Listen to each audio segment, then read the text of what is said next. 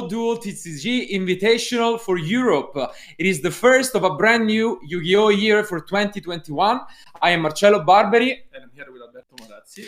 Yeah, and we're gonna take you guys on a road this weekend to have a brand new action. So it's gonna be a fantastic weekend full of Yu-Gi-Oh! Full of interesting duels. And the structure for this event, as we will be able to show you, is of course remote duel, and our participants have gone through a huge journey to show us guys. But first of all, I want to thank you guys for watching and for following through the weekend. We are gonna have to thanks as well the other of our colleagues doing it, because this is the mainstream. It's gonna be the English one, of course, but you can, if you feel more comfortable with your native language, then we are also gonna have different streams. You can find the link down below. For the other main languages, we had so Spanish, French, German, and so where are we as playing? well In Discord Italian. or in the call? How can we forget our own country? But so if you make sure, you can just check those out as well. But now, enough with the talk. We can bring you guys up the rules for this weekend. So, as you can see, it's gonna be a remote duel, so advanced contractor format, 50 minutes each round. We wanna give these guys a little more time than the usual 40, but the rest is pretty much what we're used to see at a regular YCS. So it's best of 3 and single elimination. So what happens though if these 50 minutes run out? What is the procedure for timeout? As usual, it must be declared a win, loss, or a draw. But in this case, the format for this event is a top 16 direct elimination. That means that there are not going to be draws available. But the game, if a tie for wins happens, is going to be decided by a sudden death game. So some pretty exciting action. We saw the last time we were here. Some matches do end up with a sudden death. Lithium was representing with the Monarch check, but ultimately failed in the final. So it's surely gonna be an exciting day. Plenty of action for you guys. But now I want to take you on even more, and I think we can bring out the guys that are gonna be participating. So, as you can see, we're going to have 16 participants. These guys, just like any of you could have done this time, we did not invite any of them. They were not influencers or famous, well-known players. They had to go through journeys. So you guys go to the website and just check on a regular basis the events that we are hosting. We had extravaganzas, we had Yu-Gi-Oh! Days, and we had even the actual qualifiers for this event, which were held all over different time zones and countries. And in particular, these guys had to go all through these steps and make it at least to the top 4 of the final qualifiers. So quite a tough journey. Yeah, quite a journey. They actually qualified, and as you can see, they come from all over Europe, like Italy, Spain, Netherlands, Germany, a lot of different countries. And yeah, I mean, they fought really hard to get their place here. Absolutely. Today. You don't have to take any of these guys for granted. Of course, we saw probably Dursun being the favorite just because he's the one with the most accomplishments overall throughout the years. But I mean, I'm also excited to see Christian here from Bosnia and Herzegovina, which is, I think, a country we have never had on stream before. So it's definitely going to be a huge journey. But as we can see, what do you think I think we can go back to us before showing the guys what the actual top 16 bracket is going to be for the weekend. And as always, we have to pick our dark horse or just our favorite. So I mean, you always did. This time I'm going to give a chance to Eldritch Zodiac. I really like the deck. Okay. And I think that in this format in particular, Virtual War is the deck to beat. Okay. But my choice for the weekend is gonna be Eldritch Zodiac. What about you? I mean, it's definitely an interesting deck. So here, guys, as you can see, this is gonna be the bracket for the weekend. So for day 1 today, make sure to tune in as we are gonna go through each of the match. So we're gonna go through each top 16 match. So 8 matches for today. And then tomorrow, we are going to go through the rest of the matches, which are going to be the top 8, top 4, and of course, the decider final match. But As you can see, the first one is gonna be a dear Italian, so Leonardo Sacchetti, which was actually the winner of the qualifier for Italy, and he's gonna be up against Daniel Hartmann, who instead was at the German qualifier, and he was the 4th place. So quite a different journey for these two guys. The 4th one, and it's gonna be a tough one. So yeah, it's definitely gonna be an interesting battle. But you guys, as we mentioned, we might not be familiar with these two guys. So what's the best way to introduce them to you? We had an interview for each of them. So let's hear what Leonardo has to say about this event. Lights one. My favorite card is Salmon Great Gazelle. Now, and for this tournament, I playing Zulich because I think that is the best control deck of this format, and I love control decks and trap decks, and Zodiacs give a very consistent boost to Zulich. The first emotion when I played for the first time at Yu-Gi-Oh! When I was a child, I think that is a very, very exciting game, very exciting, the best trading card game. It's very exciting, very dynamic, and beautiful. Okay, so some strong words here from our friend from all over Italy. I'm sure he will be one of the guys to beat. As we mentioned, all of these 16 guys had to show up strong at the qualifiers, but he's one of the 4 winners. Yeah. So for sure, one of the 4 main guys to look out there. But I want to hear it from his opponent all over from Germany. Daniel, let's hear it from him. Well, I've actually been involved in the Yu-Gi-Oh! Trading card game for quite a long time, but I made some pauses in between, so I guess it's like beginning with my childhood, maybe 10-15 years now, but I started to play competitively like maybe 1.5 years ago, so the most part was actually in the Corona time. I remember back in the days I played Six Samurai. That's actually the first deck I remember playing, but that was more or less a fun deck. I didn't have the important cards like Emma's Plate and such, but the deck was great fun. Actually, if I had to name one, I would probably say my favorite card is Engage. Actually, I'm playing Virtual World right now, because I think it has a very high ceiling and also a good rogue matchup.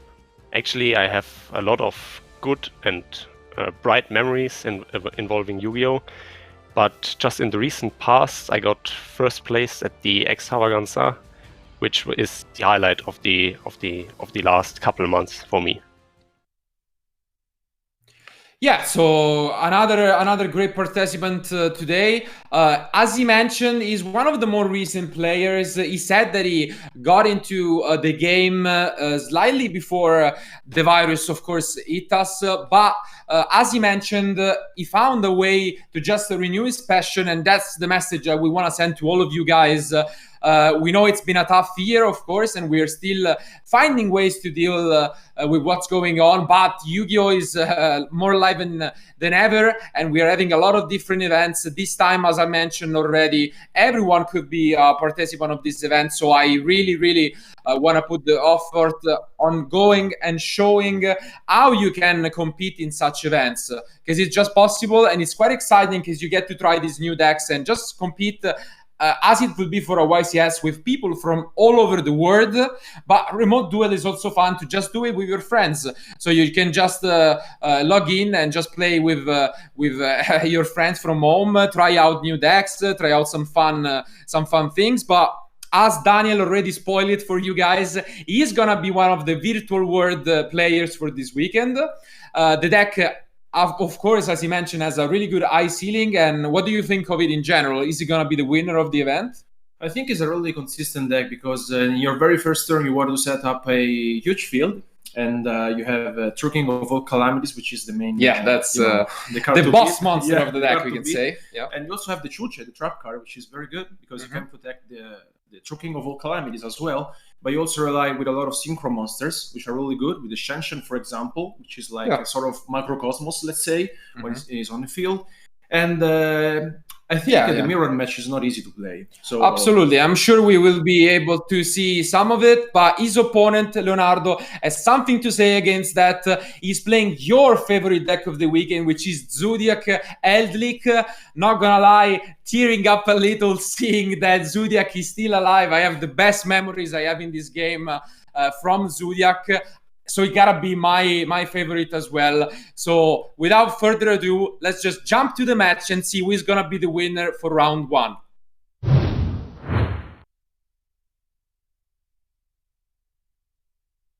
Okay, so as we see, Leonardo on Zodiac are really similar but different in a way to the Zodiac we were used to see back in 2017, I would say. Yeah, because right now we have anyways a lot of traps, because during 2017 we used to play dimensional barriers, for example. And nowadays instead Zodiac relies on just a couple of few Zodiacs and a lot of different Eldritch trap cards. And the boss monsters is of course the Golden Lure. And you really want to set up a field in which you can also use the Divine Arsenal Zeus, which is going to be one of the card highlights of the Absolutely, we are going to show you guys once we get the players in action what the key cards of these decks are. But overall, the strategy is still somewhat similar because it's a deck that plays a lot of Entrops. We can see that Leonardo is maining 15 Entrops in the main deck, which is an astounding number. And I think he's going to be really happy with it because Virtual World is a combo deck at the end of the day. So Entrops are always going to be incredible against it. So do you think the die roll is going to be an important key in this specific matchup? I think in general it's important for Virtual War to win the die roll because you really want to set up your field in the very first turn. And with Eldritch you can manage to play around the very different combos of the entire format. So I think for Daniel it will be better to win the die roll in this case. And for Leonardo, I mean, if he goes second, it's not a big deal. No, absolutely. As you mentioned, Zeus is for sure a great tool for going second. And I think, if I'm not mistaken, Daniel rolled a 6. So I'm pretty sure he will be the one to choose who is going first. But what I really like about this format is that all of the players play a lot of different hand traps. So if you go second or if you go first, you have a lot of different options. So they rely on like 3 offs, and so in order to maximize their chances to draw them. Yeah, but there are multiple new ways. Oh, and I'm actually picking up now that Leonardo is maining 3 Forbidden Droplet too. Wow, so he's prepared. Yeah.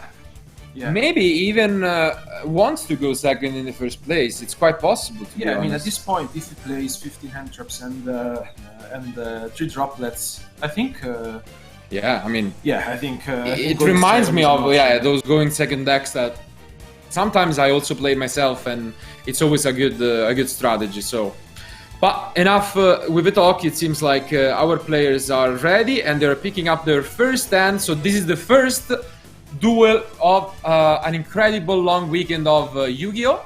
Let's see how it's gonna play out. So City is definitely a good way to start. There is no response from Leonardo. I mean, it's understandable. I don't think you always ash the City if you see it. There are quite more powerful targets, but you just want to see your opponent what he's gonna do. Right now you just wait. He has the Chuche. And let's see the monsters that he has. So he activated the Lau Lau.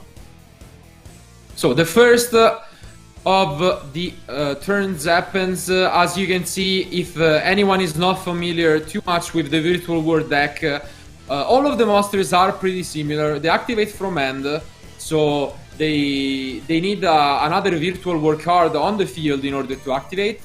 And then you send a different type from the deck to the graveyard. They have spell, traps, and monsters, and then they each do a different effects. So they are definitely quite powerful, as they don't require the normal summon. But here we see the first interaction. So Ash Blossom comes down, stopping Daniel, And now let's see if he's gonna have another extender to continue his plays. As you said before, Leonardo waited just a second to activate his Ash Blossom, and now Daniel really needs to find something out of his deck, because he could be in trouble. Absolutely. So he doesn't. So it seems like he just normal summons. Then he banished the SHUEISHA, which has the second effect of increasing or reducing the level, and he's gonna go and look for one more draw with the Croco Dragon. Let's see. But at least, luckily for him, the trap is also live, since he has 2 banished Virtual World cards. Worst case scenario, he can always just use it as a defensive tool next turn. Yeah, this draw is very important right now. Absolutely. He really needs to find a monster. Yeah, probably Lily would be one of the better ones. Lily would be very good. Let's see. Does he pick up anything? He also plays Pot of Desires alongside Triple Tactic Talent in the main deck. So those would be essentially a +1 right now if he got any of them. He's thinking about it, but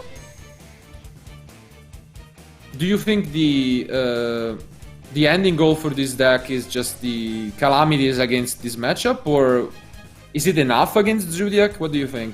Against Zodiac, if you can really set up the standard field with calamities and the SHUEISHA, sometimes you want to rely on Shen, which is very good against Zodiac because it banishes every card of your opponent. So I think that would be the other option. And in this case, anyway, I mean, Daniel, if he doesn't have a monster, maybe he really wants to find some hand traps, because otherwise will be a problem. Yeah, so let's see. They're definitely thinking quite a bit about this. Probably just asking some clarification on the effects. As mentioned, this is actually the most similar thing we've gotten to a YCS, as players are from every country, and it might possible that there are some language barrier problems. In the introduction video, to be fair, they both spoke pretty decent good English, so maybe not so much, but yeah, luckily we have judges at every single match, so that everything goes smooth.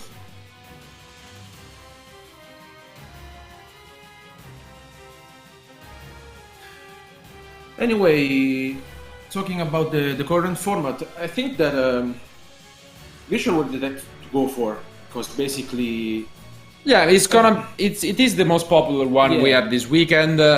We don't wanna reveal too much already, since it's just round 1, but we have quite a number of unique decks as well, which I'm happy to see. But Virtual World, it is the most played deck. So just expect to see some of it. Is it gonna win the whole thing? I'm not sure, because honestly, looking at the deck list, I think a lot of these guys came prepared for it. I saw a lot of Artifact Lancia being mained, which is surprising, but can't blame them. It's quite good. I mean, players know that the current format is shaped in this way, so they are prepared enough with a lot of end traps and a lot of different interactions against this deck. And I mean, we cannot blame them. I mean, this is actually the deck to beat, and it causes a lot of problems. So it has a lot of different options. Yeah, but I would say while they discuss with the judges like they play, because there is a little confusing, we can go back to us. Okay, so already just gotta have a little patience. They were a little confused on one of the plays that was happening there, so maybe Leonardo had an answer. As we know, he's maining 59 shops, so it might be the case, but we have plenty to talk about. And although we didn't already, for you guys, of course, one of the biggest news recently was the release of a new Forbidden Unlimited list, which is gonna be effective from Monday, so not counting this event. And what is your first impression on the list? It shocked, of course, a lot of people, and it's quite a good. Yeah, I think the first card that everyone saw was Dropping of All Calamities that was forbidden. And but I think that the thing is that you have to consider that most of the players maybe. So this could be a problem for Virtual World, but I don't think that is, because there are a lot of different options that we saw yesterday. I don't know, I mean, maybe we could spoil it. Like, we saw that there are a lot of different combos with Ultimate Saltkin and the Crystal Wing, and also the Red Dice Dark Dragoon as well. Of course, that would be like a really good option. It's always just up to you. I mean, we mentioned Zodiac, and the other deck that comes to my mind is Burning Abyss, which, spoiler alert, will also be at this event in some capacity, and it's been there since 2014. I cannot stress enough how many times I've heard the phrase, oh yeah, that deck now is not good anymore, or like that deck is done. I remember that for Zodiac, and then I mean, it won a lot of events. Same for Burning Abyss, same for Sky Striker even. So there are a lot of decks where you really just shouldn't be lazy in a way with creativeness and just what's the most popular version of the deck. There are a lot of really cool cards in Yu-Gi-Oh! And I think it's something that I repeat sometimes during the event. What my favorite thing about this game is that you can play cards that have been released 20 years ago. Like, it never changes. You can find some hidden gems. We had the last remote duel, the smoke grenade, which is something that was pretty much never played in 20 and more years of Yu-Gi-Oh! And then suddenly it becomes a key card in a deck. So again, of course, Calamities and Ben 10, another hit, which is for a different deck, which is Drytron, are gonna be impactful on their decks. But still, as Daniel was saying, Virtual World is just an engine full of combo cards that don't even necessarily require a normal summon. So I don't want to believe that no one is gonna find some combos. And as you mentioned, there are already people sharing this in less than 4 hours.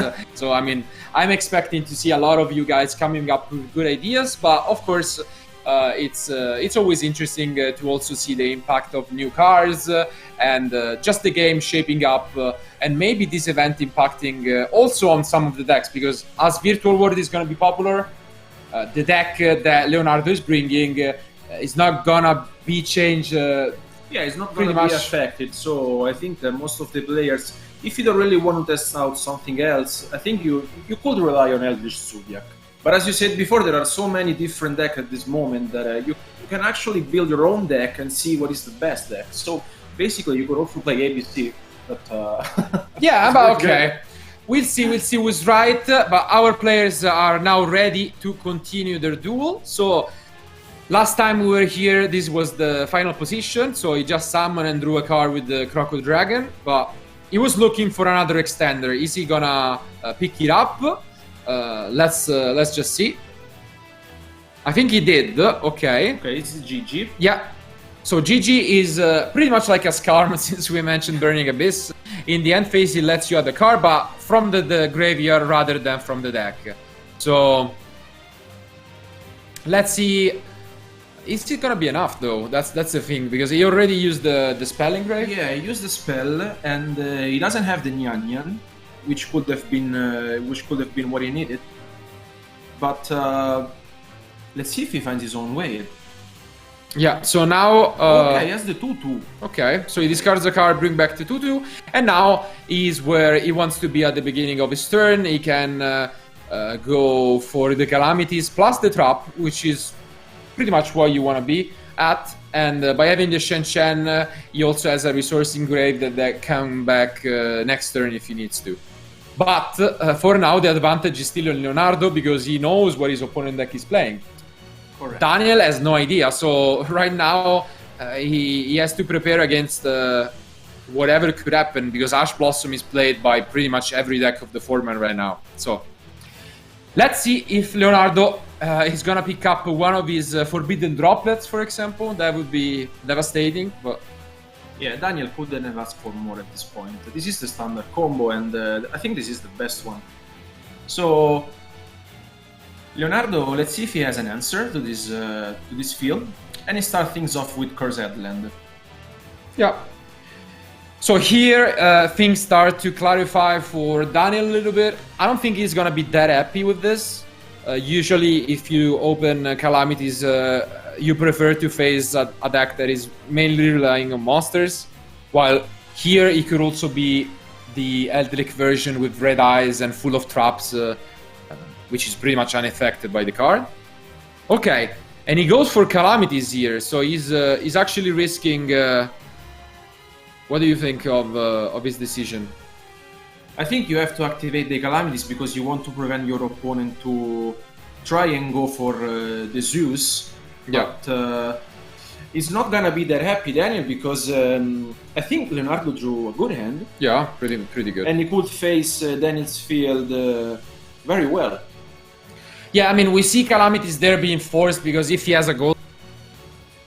let's remember that Calamities prevent the effects from being activated, but it doesn't actually negate them. So if you wait for the effect, then the effect is still gonna resolve, and the Golden Lord could have destroyed it. So, but we are gonna see some mind games throughout the weekend because Psyframe Gamma is quite popular, and if he had it there, then he could have really messed Daniel's plans. Okay, so he gets the Bunny Blast.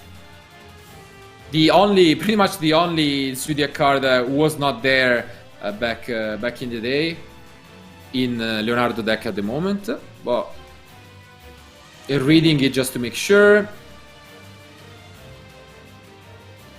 What do you think? So, where do you think Daniel should use his disruption on? So the trap card shuffling back through. Leonardo really needs to consider that Daniel has the Chuchi alive. So this means that he really needs to deal with that.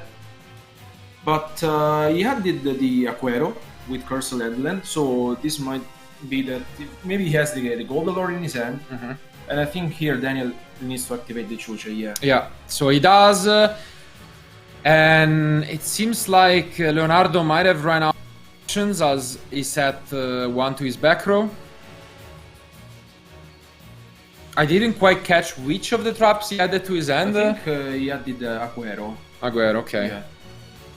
Okay, so now turn goes back to Daniel, and I'm pretty sure he needs to speed things up. Hopefully, he will try to just go for an OTK here. He can bring back the Shen Chen, which is good because he also sets up the trap for another disruption. But things are still quite in the middle. But I would, if I could choose, I would always go on Daniel's side right now.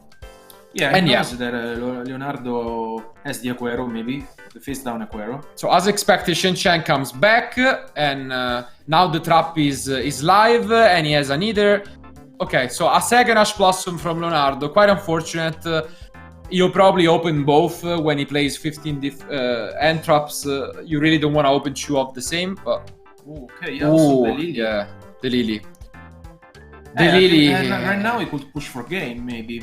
Yeah, and Leonardo has seen enough. So, congratulations to Daniel. He moves on 1-0 in this first match. The opening was just way too strong for his opponent to come back. And unfortunately, although he was maining 15 end traps plus the droplets, he only opened 2 copies of Ash. And that's pretty much never enough against a deck like Virtual World, which is mainly focused on comboing off. Yeah, the true king of all calamities is not easy to deal with. Also because if you have a Chuchi alive on the field, you have 2 problems. So Leonardo here has to fight back, but has quite a few options in his side deck. Yeah, absolutely. So he's gonna...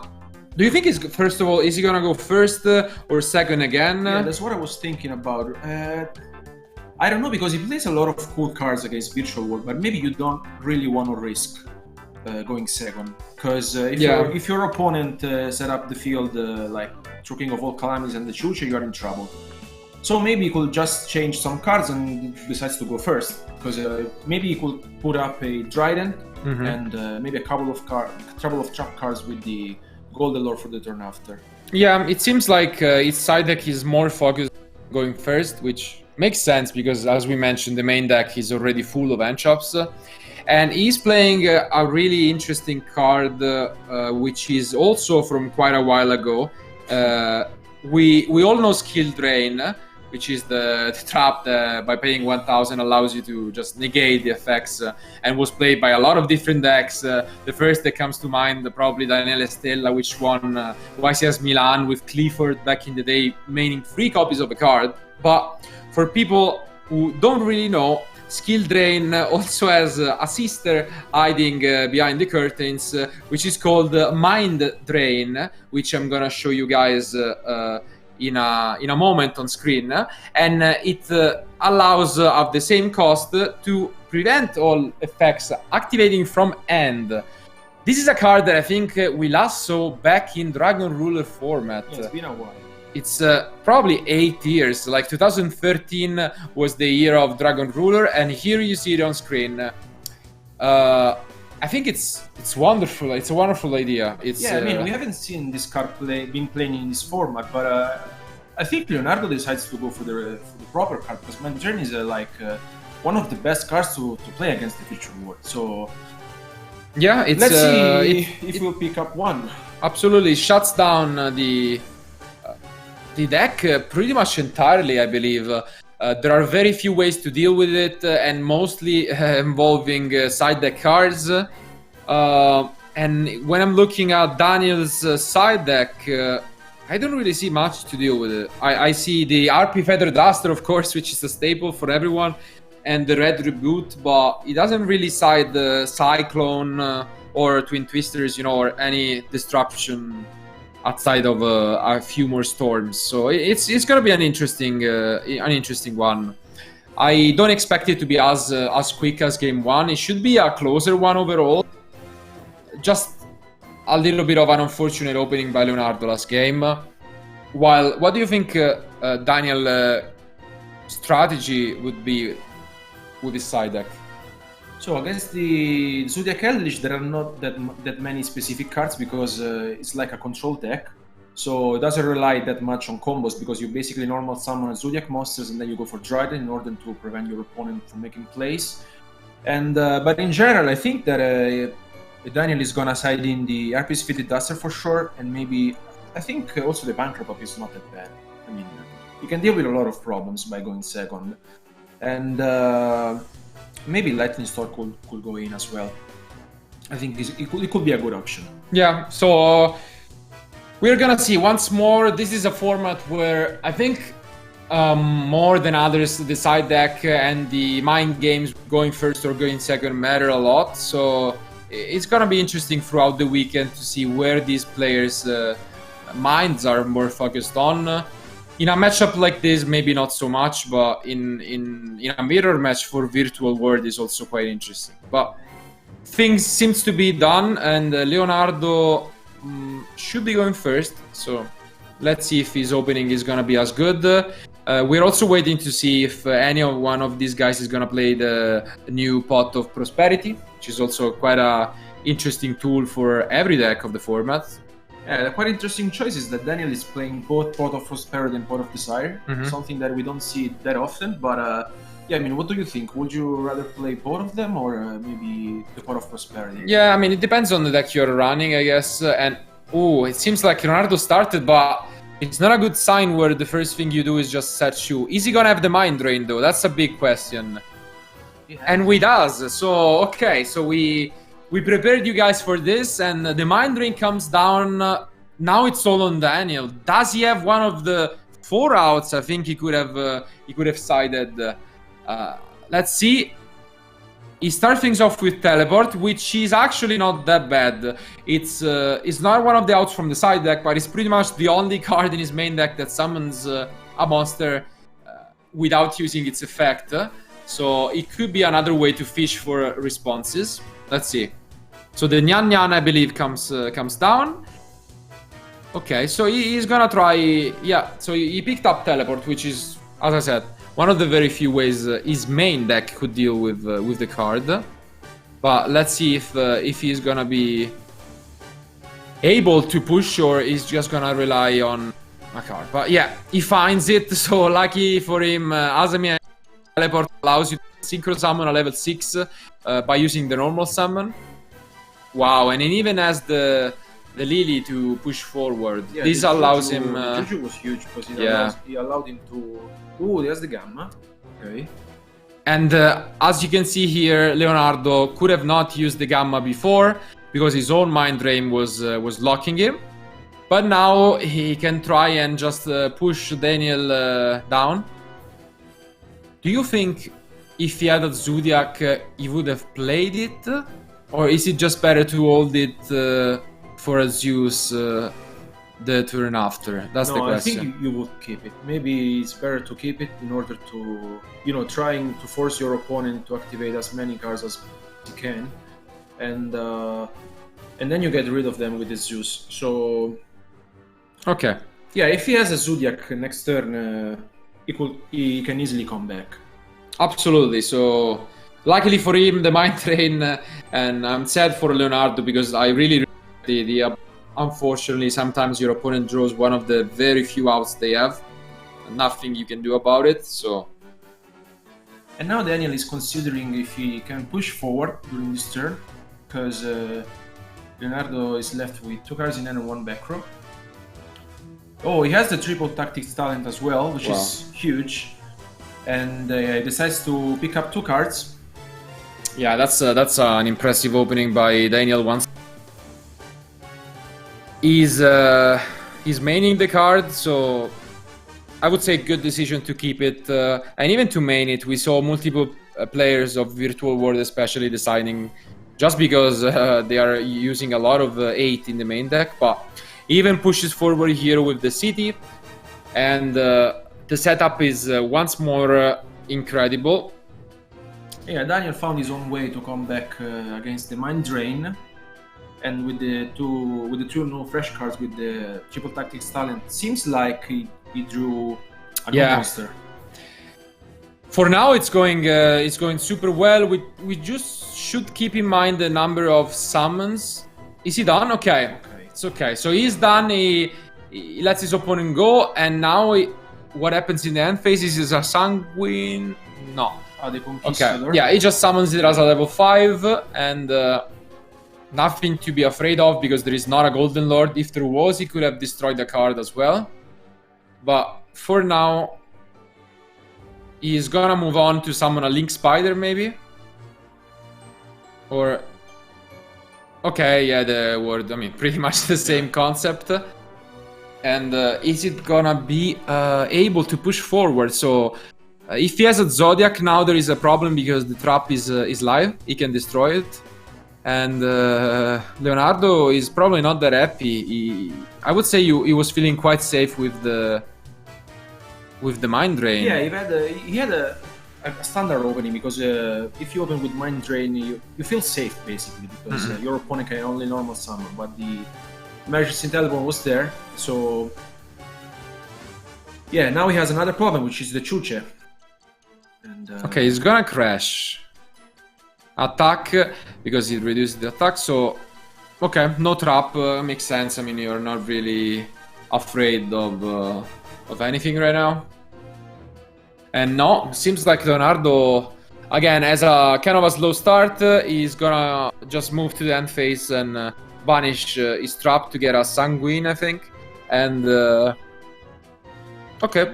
It's gonna be one of, I think, a slower, grindier game than game 1. But if there is not a big response on Leonardo's side, I see problems coming his way fast. Because Daniel has 4 cards and now he can try and combo off easily here. Yeah, I think at this point he can just go on with his own combo. Okay. Because he knows that Leonardo... win on these. Yeah, it's not really scary. So the start is pretty good. It's I think Lily once again, so he gets to send both the 2/2 and the spell. He can get banish right away. Is there gonna be a response from Leonardo? He's considering it, but doesn't seem so. Wow, tough times from Leonardo. Yeah, I guess the Lulu and. Now it's gonna be very difficult. As we mentioned, each of them has a different effect once they get on the field, or they resolve rather. The Lily, as we just saw, is an additional Foolish for a Virtual World card, while the Lulu is arguably one of the stronger ones as Stratos. You get to search your deck for the other type of card you haven't targeted or sent. So yeah, it seems like Leonardo doesn't have any response to Lulu as well. But maybe as a second copy of the trap, he set round 1, which means he would have an interruption. Unfortunately, that wouldn't be too strong, because if he goes for Sanguine and then he flips it, Daniel can just chain his own trap. So yeah, Daniel needs to be careful, because he has a lot of different options. He could get the Lau. Yeah, I think it makes sense. Yeah, for now, Lau is reborn. You get to bring back 1 in defense position. So the first synchro summon of this duel of this turn happens. He has quite a few options. You can try to push the set card, but yeah, he just goes safe for the Shen. Having a resource that just can come back every turn is quite annoying for a deck like Eldlik. So do you think he should consider the Nibiru in Leonardo's hand, considering that he kept his cards like? It's possible, turn, so. But he also knows that Leonardo went first, so I'm not sure it's guaranteed that he kept the Nibiru in going first, which is always a problem. When you go second, it's quite different, but when you go first, you tend to side out a lot of the cards, and then it gets tough if your opponent breaks your board. Okay, so he gets back the Juju he summoned earlier, which is something you don't see every day, but since he had the option round 1, he could. And he goes for its effect, I believe. Yeah, seems like he activated it, right? Yes. Okay, so he's pushing again, trying to force out the only card that he doesn't know opponent outside of the Entrops. Let's see what is it gonna be. Which actually is a big problem, because if he needs to chain it, then Gen chain the Sanguine. Let's see if it is the card. Yeah, it was. It was what I thought. Do you think he should have played it earlier then? Yeah, I think maybe Leonardo should have considered the idea of Daniel summoning the Juju back with the Lau, because he could have get the Golden Lord on the field, and then an additional effect of the Golden Lord with the Conquistador. Yeah.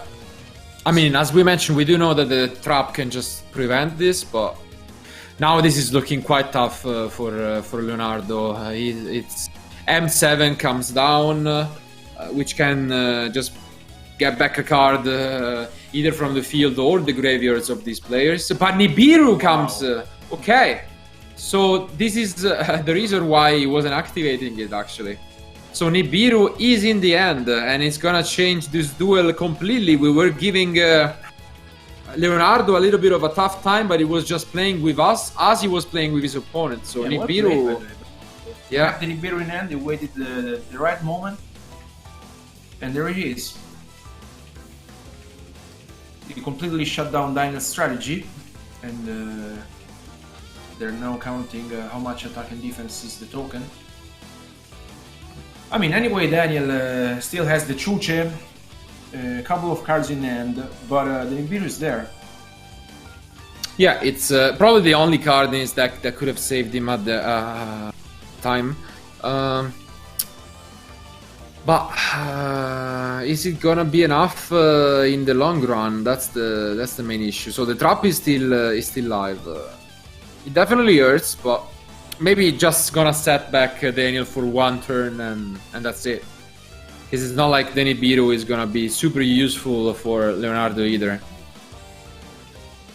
I think it makes sense that he didn't activate the Conquistador chaining the Elixir. Yeah, because otherwise he couldn't have not played the Nibiru. Yeah. Yes. So this is a pretty smooth right now from Leonardo. As you can see here, Nibiru being still quite an impactful card ever since its release. Yeah, it seemed like Leonardo started with a slow hand. Yeah. But looks like it's paying off. No, maybe because he's working his way around it. Yeah.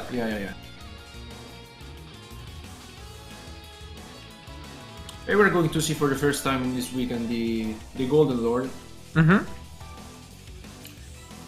And maybe now Leonardo wants to find to come back into this game.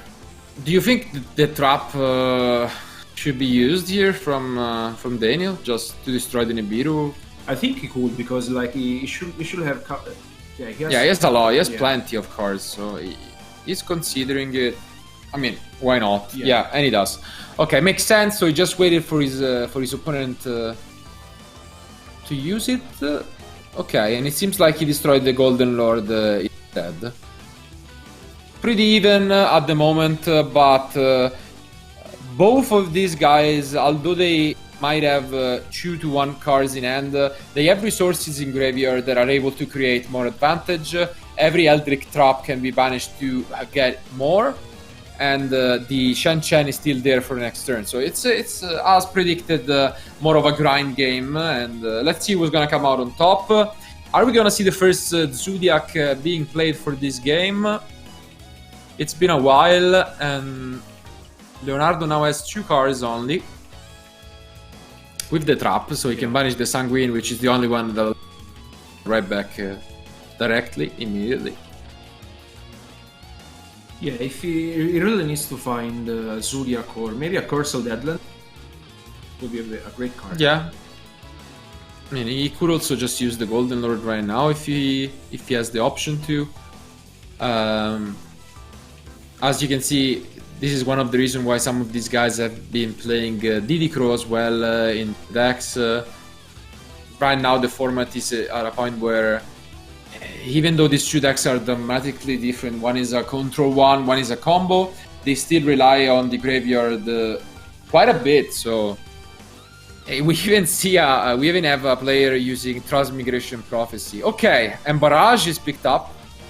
Arguably the best Zodiac card of the deck, and are we gonna see the trap?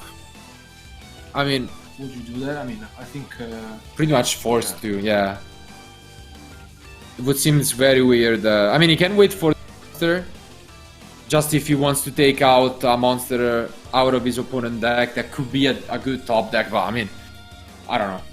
You also get punished if your opponent is holding a Zoo, because then they get the Terror Blade and they can discard and get a fresh card. So I would say it makes sense to just destroy it right away. Yeah.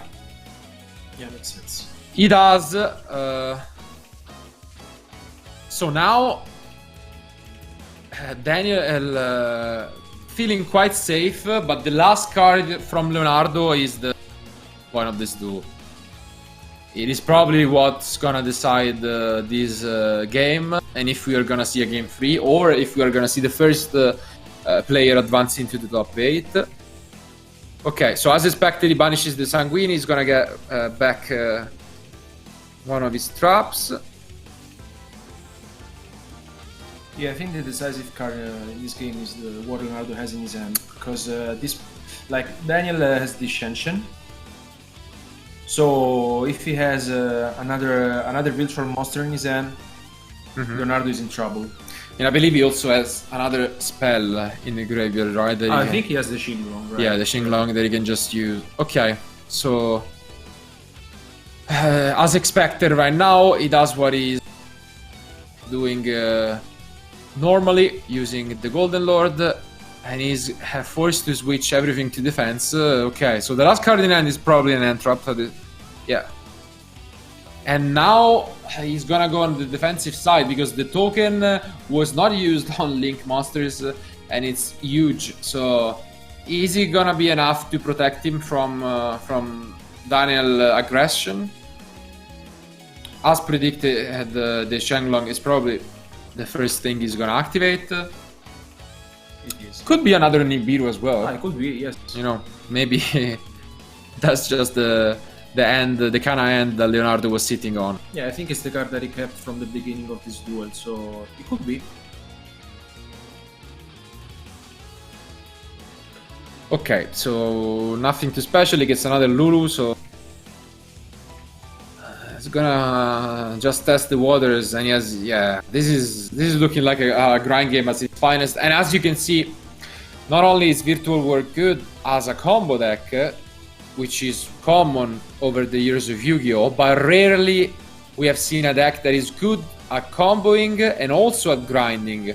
As you can see, the grind game is just dominated by the trap, not only because it destroys a card both in your turn and your opponent's, but just because it shuffles back your cards, meaning that you really don't run out of resources easily. It keeps recycling every single turn, basically. So... It's pretty much a deck that can go infinite, so it's tough to actually grind it, and the only thing that came close to this was probably Sky Striker with Hercules base, and this is much easier to do than in a way, so. His opponent is considering it, might have a draw and lock, but that would be so weak, you know, in a way. Maybe he has something to stop. Maybe the Shenshin, because he discards the Shingon, right? No, he had the Delulu and he discarded, discarded the other one. So the only card that could be activated right now is a draw and lock. I mean, would be okay, but the only one, because it would be a shame if he forgot about the Shenglong and he had, for example, a Lancia, because that also was a card that he could have used right away. Yeah, let's see if he has any response, because otherwise Daniel mentioned the Lulu. He has pretty much all he needs.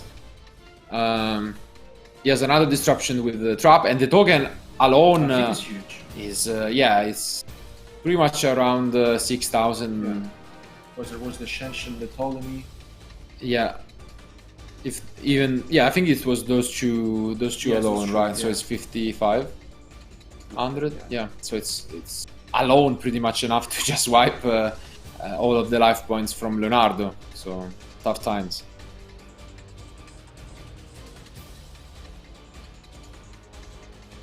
Do you think any of this deck, if it ever comes to a third duel in time, is gonna have I guess Zodiac has the Borbo, so maybe just because of that. I think this is something that they should consider, because Zodiac is I think is in a better position, because with the Zodiac you can just push for the Borbo, and then you have Zeus to protect the damage you did. So I think Zodiac is I don't know, it's pretty weird, because if Virtual War starts with the choking of all calamities and the Chuche, like the Borbo alone doesn't do that much. So, but I think maybe I will pick Zodiac during time.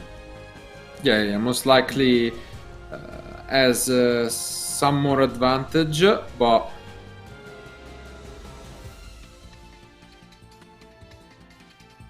so for now we are gonna once more figure out. There was a little bit of confusion probably on the play from Leonardo on what was added to Daniel's hand, which of the Virtual War Masters it was, if Lulu or something else, and they are probably clarifying. So I think we should go back to us in the meantime, and we're gonna jump back into the match once the judges are gonna clarify what's going on.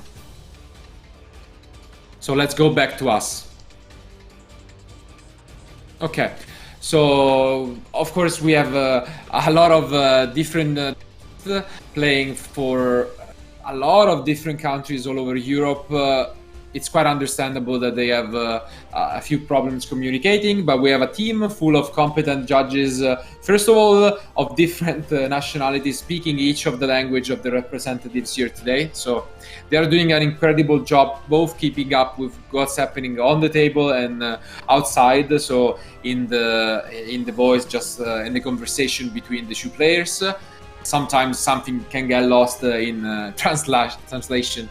So it's quite understandable, but overall I would say they are showing both why they're here this weekend and why they won in the case of Leonardo, or they just made it to the top 4 of their qualifiers. Yeah, they're very familiar with the repertoire, so they know what they're doing, they know their decks, and they know how to play against the meta decks. So yeah, absolutely. I would say they're showing quite some confidence with the decks that they chose to play. I'm not sure if they played the same decks at the qualifiers themselves, but it's quite likely because it wasn't too long ago, and usually when you're familiar with a deck, you should just stick with it, maybe change it to what you're expecting, as we saw for Leonardo, maining the droplets and maining all these entraps, which you don't really get to see, like 18 cards in the main deck. There are a lot. But overall, I would say the pace of the duel for now, as expected, is being decided by his opponent.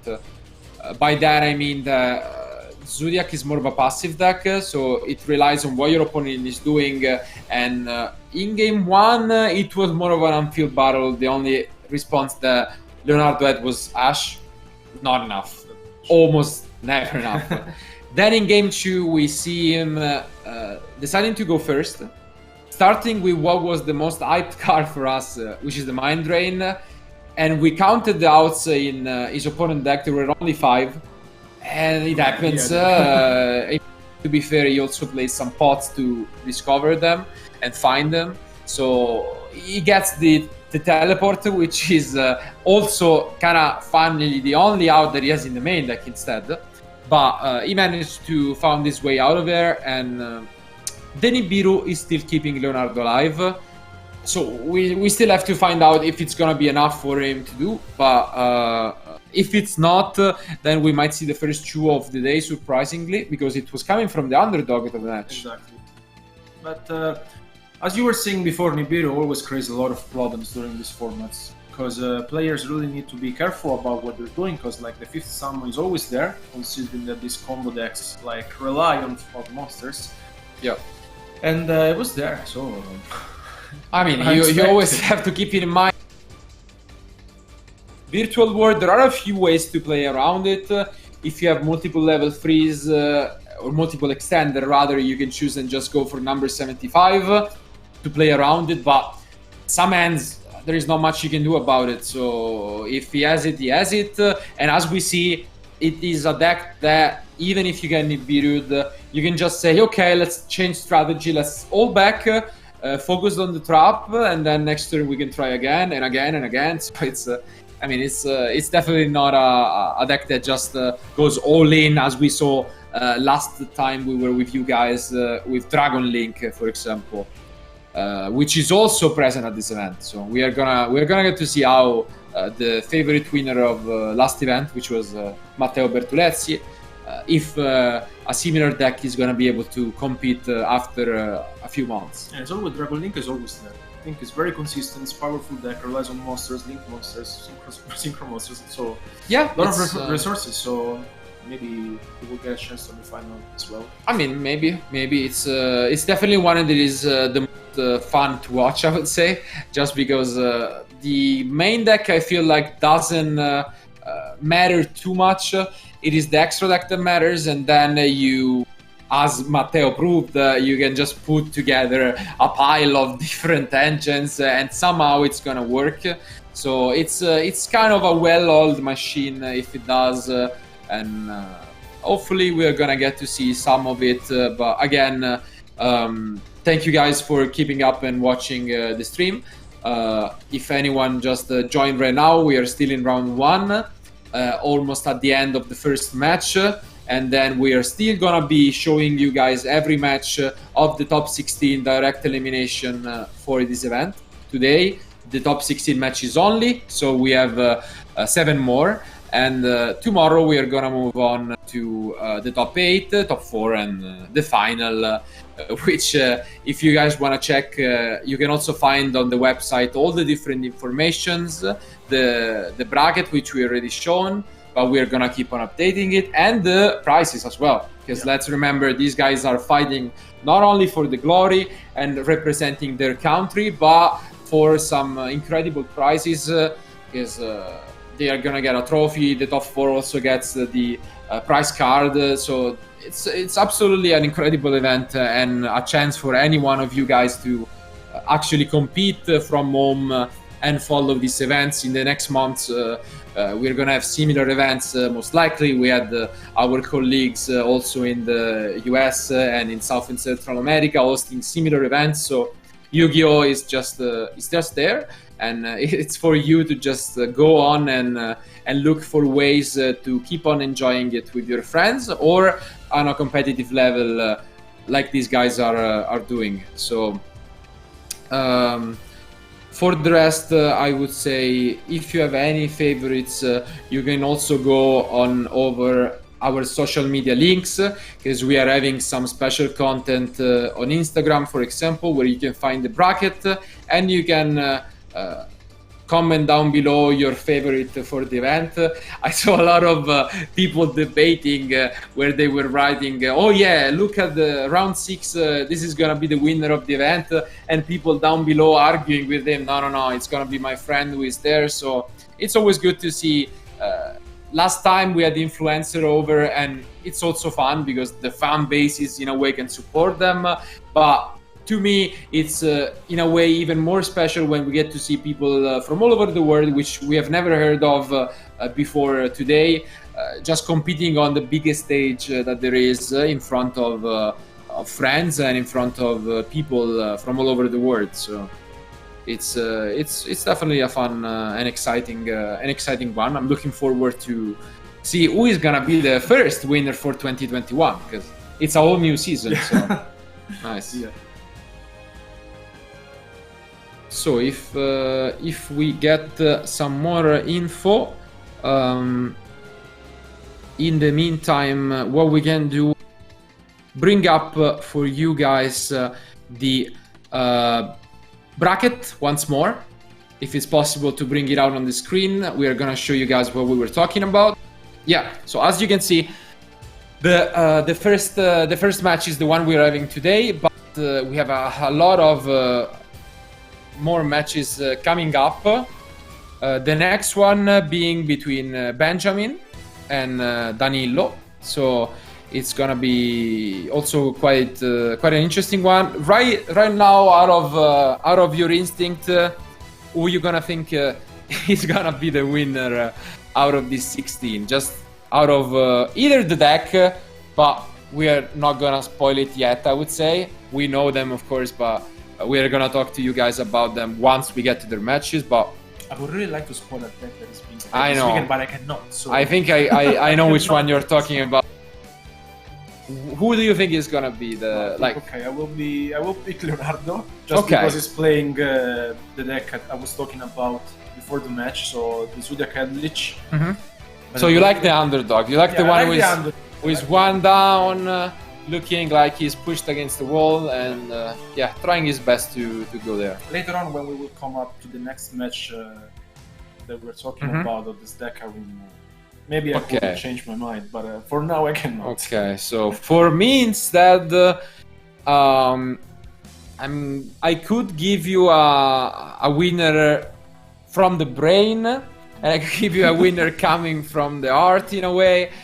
My brain is saying either, of course, Adrian Dursun, just because he's the most accomplished player. We saw him just having so many accomplished results and fighting for the World Championship spot 2 years ago and even last year, showing up strong in the remote duels. So he's for sure the player to beat. But my heart is sending me all over to the opposite side of the bracket, the fourth match of today. And it's Porca, so it's Hadi, which is playing one of the few unique decks of this weekend. A deck that, just like Zodiac, is quite strong in my most favorite decks of all time. But I'm not gonna reveal it quite yet. But I think it's a pretty smart approach to the field. So he's the one I hope he's gonna. Let's say like it will be very interesting to see. I wouldn't bet on it maybe, but I do really wanna see him succeed and maybe even just advance a couple rounds. So Marlin, if you're watching this, please don't think bad of me. It's just the nature of his deck that makes me wanna root for him. But yeah, there are a lot of other unique decks. I think when looking at the overall decks that were represented this weekend. I can give you guys a brief recap of the decks that were brought by our players. We should have a total of 6 virtual world decks out of 16, which is the most represented deck, followed by a lot of chew-offs. So we have Chew Zodiac Eldlik, which one of is Leonardo, which we're watching right now. Then we have a couple of Red Eyes Eldlik, so the more standard version with a lot more traps. And then the last chew-off is Dragon Link. We mentioned it, it's been there for a while. But it's been there for a while. It's a deck that can combo off quite well, and it's up there. But then we have still a lot of unique decks. In total, I believe we have 4 different unique decks remaining for the 4 slots. But those I don't want to reveal yet. They are deck from the past, deck from the present, deck from the future even. It's a mixture of completely different strategies and completely different ideas. And it is something that I really like.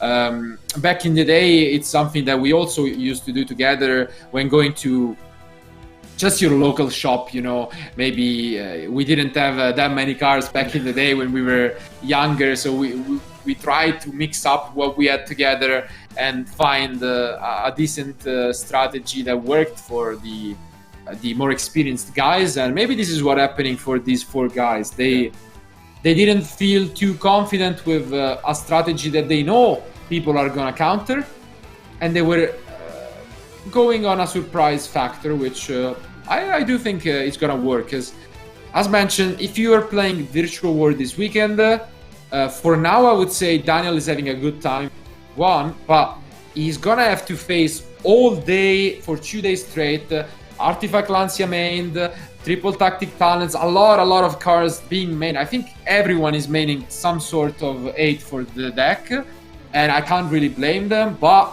it means that your life is gonna be much harder. Yeah, also playing an alternative deck gives you another chance not to be in a position, you know, where your opponent knows what to do. Absolutely. So like playing a different deck basically means, okay, playing this deck, does my opponent knows what I'm doing, or... Yeah, I mean, this is the thing back in YCS Milan when Prankids took it all the way home. Hi, Meko. I'm watching you. The second place is a dear friend of us. And yeah, he was in the same spot. He was an incredible player, prepared for the weekend. He beat a lot of, even I would say, more experienced one, like Simon Lee in top 8 or top 4. I don't remember exactly. But he was preparing for the field.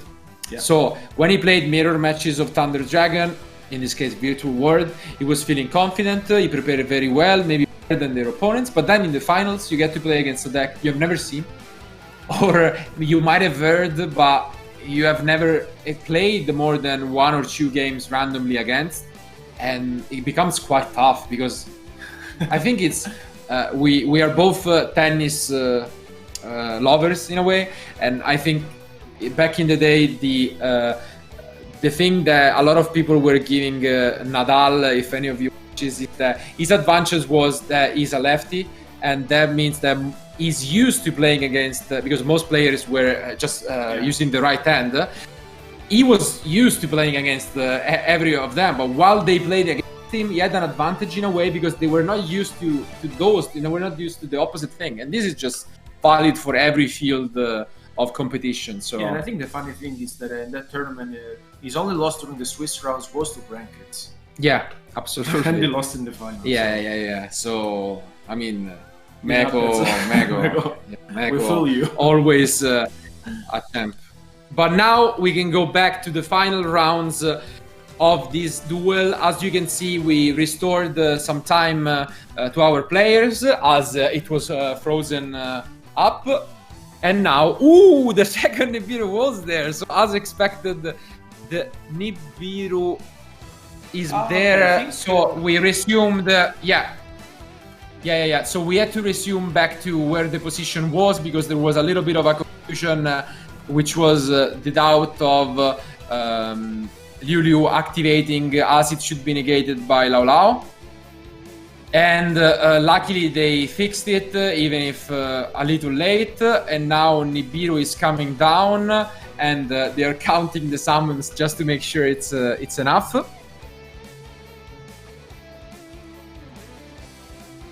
So, I mean, it can happen again. Shop with the players, and there was nothing happening which we couldn't resume to.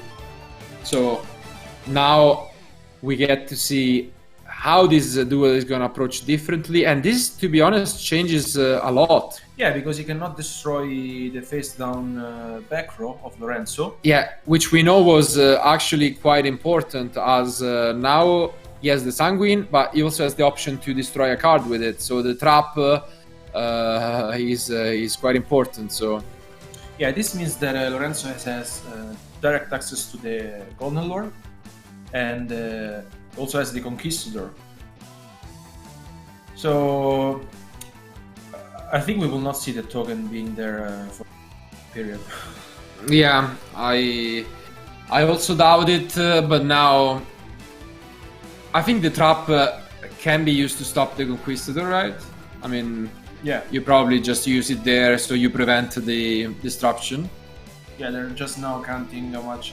The token is gonna be. It's even bigger than before, but not gonna be super relevant for now.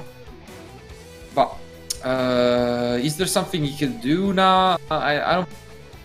After the Nibiru, we saw him before just ending his turn, but now there is a difference because. The Conquistador is there. He's in the same position, but as expected, he flips both, and the trap is gonna be used on the Conquistador. Yeah, so nothing too surprising, as expected, and as mentioned, the trap deals with the Conquistador. We get to see this, but now the main difference is that he's gonna have two and not just one trap in graveyard, meaning more resources to play with, and let's see. If he picks up pretty much any of the decent card, also because the trap last time was forced to be used on the Golden Lord, but now Leonardo gets to keep the Golden Lord one more turn in the field, possibly linking with it if needed. Yeah, having a second trap card in the graveyard is very relevant for Leonardo, because absolutely Daniel has an alive Chusha alive on the field. And getting another two cards is getting another two trap cards is gonna be relevant. Yeah. So now a card is picked up by Leonardo. Is it gonna be a Zodiac monster? That would be quite a game changer. I mean, the trap is still there, but it means that worst case scenario, since he has free banished, he can only destroy one now. And in normal summons, Terrorblade. So pretty good choice. Now Daniel is pretty much forced to use the trap on the Terrorblade. I don't think it activated this effect, so... I think it's in the same position as before. Yeah. In which he activated the Chush on the barrage. Exactly. So the difference is that it was a barrage and now it's a Terrorblade. Let's see. So the Terrorblade goes to the graveyard, and now it's in Leonardo to play something. He can banish the Sanguine right away to get something back. But is it really gonna make much of a difference? It does in a way, because he has the option to get back the Conquistador. And the trap is not live anymore for Daniel, because he only has one card banished now. And it's gonna be very relevant, because Leonardo could get the Aguero and another Conquistador if he really wants to. And as you said, Daniel doesn't have any other cards to activate the Chucha, because he only has one Lily banished. But no, just like the trap was enough to deal with the Zoo, and now he's gonna switch everything to defense position and banish Chu to get 2 traps. He gets the Conquistador, I believe, and the Sanguine. Yeah, I think so. What makes the most sense. Let's see if we are right. Oh, okay. No, he doesn't. Okay.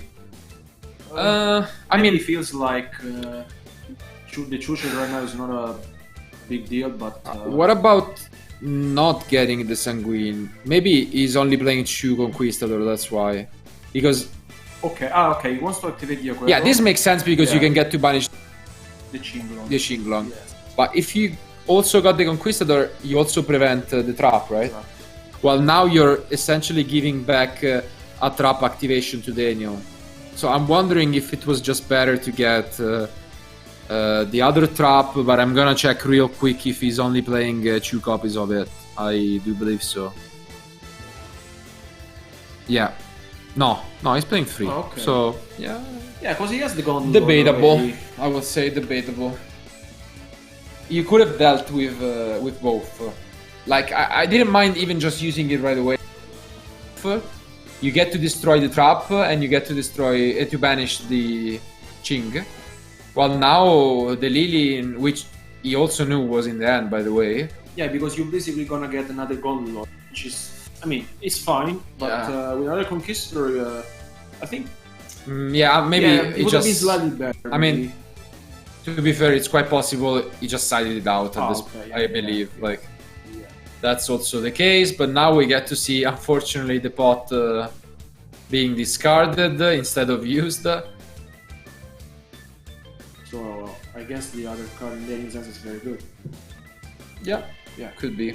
So now the Lulu, again, this is pretty much what we are used to seeing, and this is essentially the same as before. Still wondering what the last card in hand from Leonardo is. We didn't know before. We assumed it was gonna be an Entrap, but we haven't seen it yet, and this is honestly reassuring for both players, because if they had to rewind but Daniel knew about the card, then maybe that wouldn't have been the best. So, and Daniel found his own way to come back into the game, because absolutely, he's going incredibly fast. He might go for number 75, yeah. So very well played here by Daniel. He doesn't want to risk to get Nibiru another time.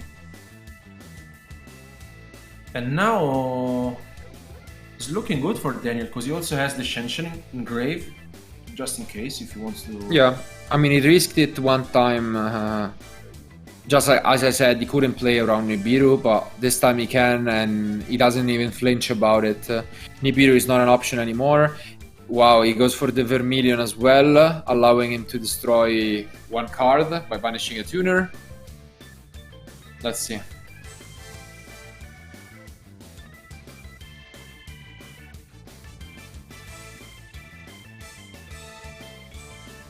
Okay, and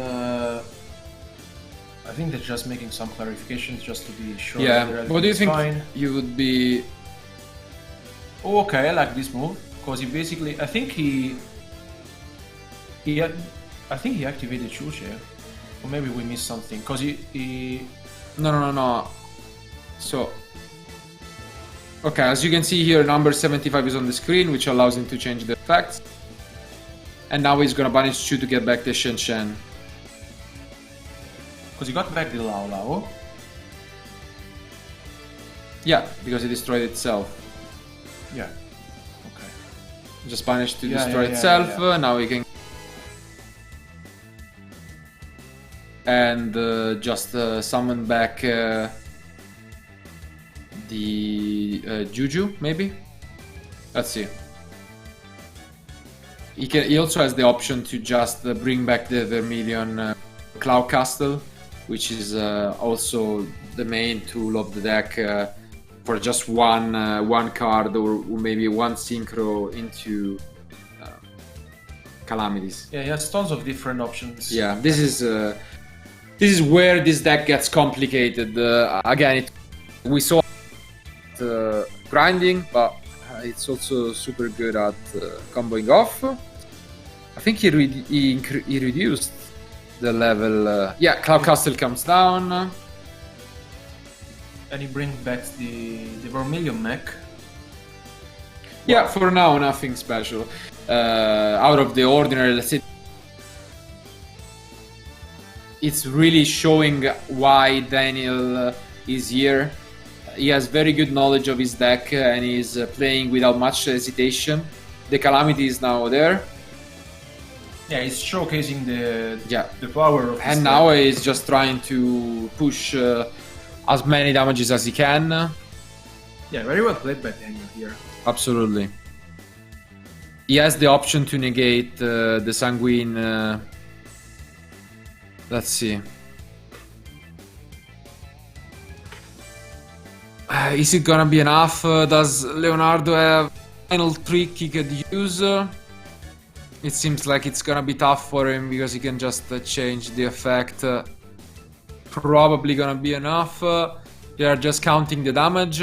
We know the token is huge, so it seems tough. He has the Sanguine, but you can. Yeah, I think it should be enough. Because he also revealed he has an Ash Blossom, maybe. Yeah, the Sanguine happens.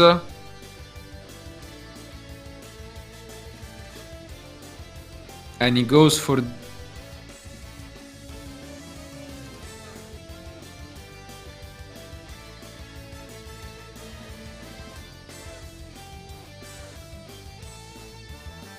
Okay.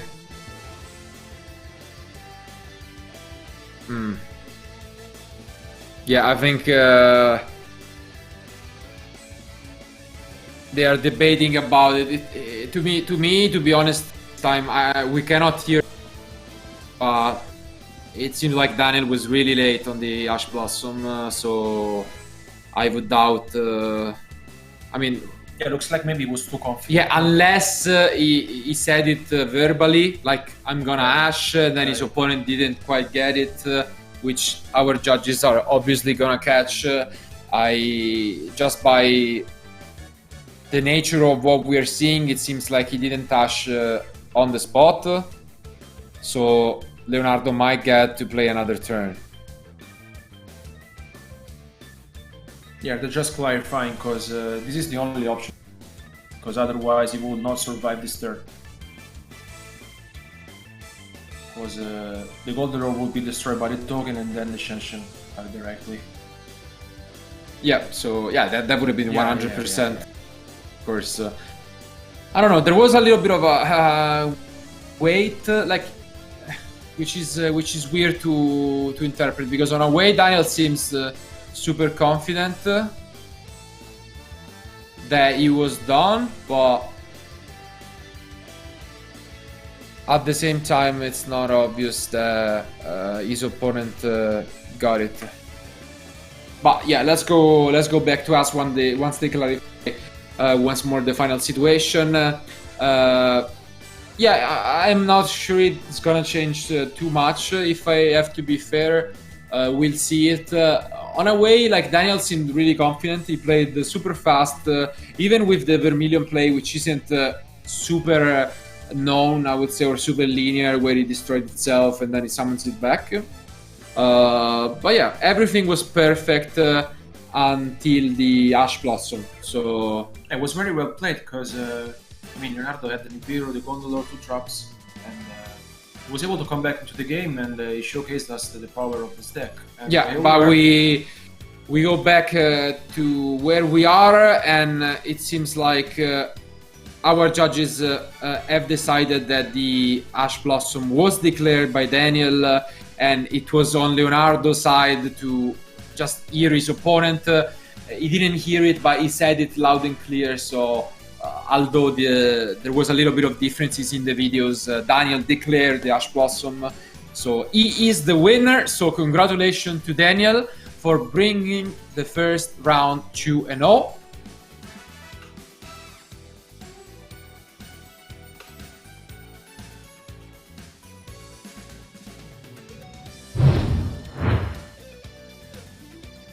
So thanks guys for keeping up with this, and thanks to our production.